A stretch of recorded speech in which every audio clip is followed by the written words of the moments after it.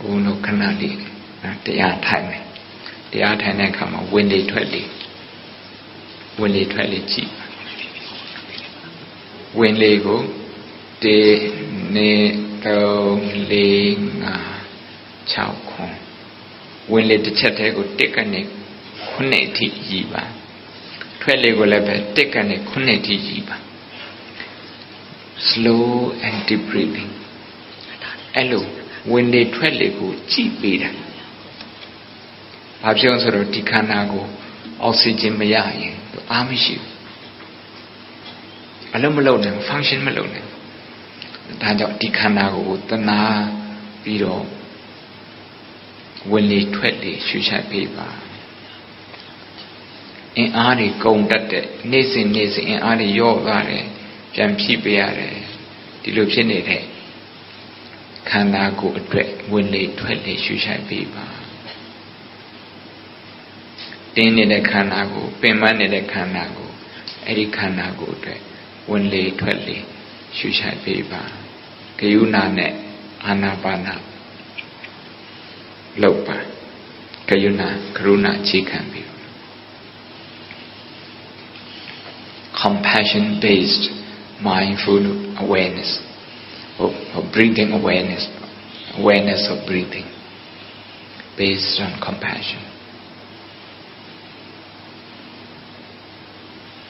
compassionate awareness of breathing အဲ့ဒါ10မိနစ်လုပ်မယ်အဲ့ဒီအချိန်မှာစိတ်လွင့်နေဆိုရင်လွင့်တဲ့စိတ်ကိုစိတ်ကတော့ဒီလိုလွင့်နေမယ်စိတ်ကတော့အမြဲတမ်းဒီလိုပဲလွင့်နိုင်တယ်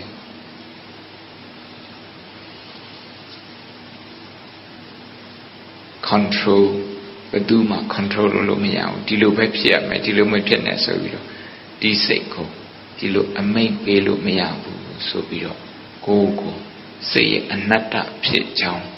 တတိပေးပါပြီးတော့ပြန်လွတ်နေတဲ့စိတ်နဲ့ရံမဖြစ်နဲ့ရံဖြစ်မဲ့အစားသူ့ကိုယ်သူတော်မှပြန်ပြီးတော့ထိန်းလို့မရတဲ့ဒီပြန်နေတဲ့စိတ်ကိုကြည်ပြီးတော့ဂယုဏပွားပေးပါကိုယ်ကိုဂယုဏပွားပေးပါပြန်နေတဲ့စိတ်ရှိတဲ့လူတွေအားလုံးကိုလည်းပဲဂယုဏပွားပေးပါဝင်လေထွက်လေကြာကျနနာရှုရှိုက်ပါ9မိနစ်လောက်တရားထိုင်မယ်ဝင်လေထွက်လေရှုရှိုက်ပါတင်းနေတဲ့ကြွယ်သားတွေနဲ့ရံမဖြစ်နဲ့ပင်မနေတဲ့ခန္ဓာကိုယ်နဲ့ရံမဖြစ်နဲ့ဝင်လေထွက်လေမိမိခန္ဓာကိုယ်ကိုကရုဏာထားပြီးတော့တနာပြီးတော့ဝင်လေထွက်လေရှုရှိုက်ပါဒီခန္ဓာကိုယ်ကိုတူးကြီးတော့ရင်သွေးကဲ့သို့သဘောထားပြီးတော့ဒီရင်သွေးလေးကြမ်းမအောင်ဝင်လေထွက်လေရှုရှိုက်ပါ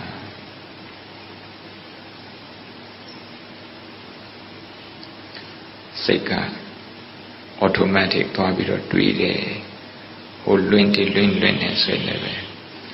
အဲ့ဒီလိုကနာမငြိမ်တဲ့ကလေးလိုပြုလုပ်နေတဲ့စိတ်လေးကိုတနာလိုက်ပါဂယုဏပွားလိုက်ပါသူ့ကိုသွားပြီးတော့အပြစ်မတင်ပါနဲ့အပြစ်တင်တာလွယ်တယ်မမှန်ကန်ကန်ကင်တွယ်ဖို့ကပိုခဲရင်ပါတယ်ဒုက္ခနဲ့အောင်လုပ်ဖို့ကပိုခဲရင်ပါတယ်9မိနစ်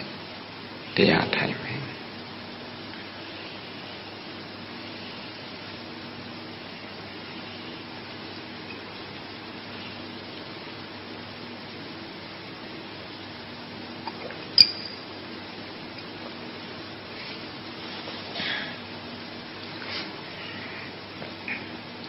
ပခုံးပတ်ဝန်းကျင်နဖူးပတ်ဝန်းကျင်ပါတခြားကြွယ်သားနေတင်းနေသလားတင်းနေတယ်ဆိုရင်သူတို့ကိုဂယုဏထားပြီးတော့ဝင်လေထွက်လေဖြည်းဖြည်းသာသာရှုရှိုက်ပါ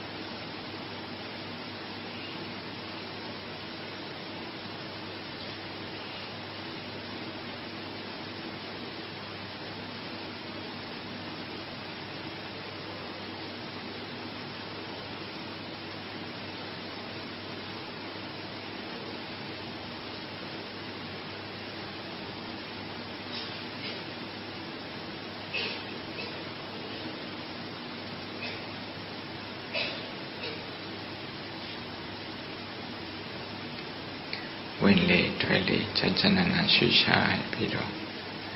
တက္ကနဲ့ခုနှစ်ထိရည်ပါ